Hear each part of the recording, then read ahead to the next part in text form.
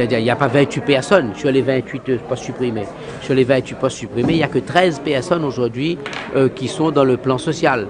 Les 15 autres postes, c'est des postes qui n'existent plus de longue date, il n'y a personne derrière, mais qu'on a obligation de supprimer, Donc on supprime déjà les 15 postes qui n'existent plus depuis une dizaine d'années.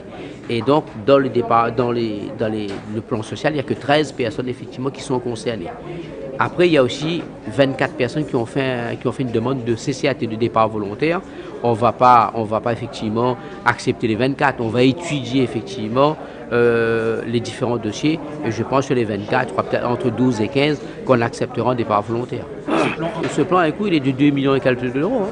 2 millions et quelques d'euros. Mais c'est vrai que ça, en totalité, ce plan social va nous faire baisser notre masse salariale de 10 à 12%.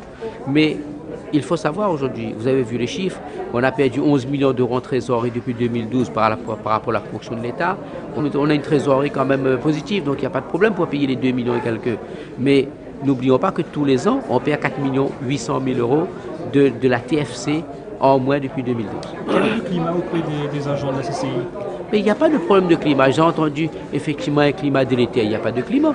La grande majorité du personnel sont conscients de la difficulté de la Chambre de commerce. Ce n'est pas une difficulté par rapport à une mauvaise gestion, ce n'est pas une difficulté par rapport effectivement, au du gaspillage. Et la difficulté de la Chambre de commerce, mais de l'ensemble des chambres de commerce, de l'outre-mer comme de la France, la difficulté repose sur la ponction effectivement de la TFC qui représente 52%.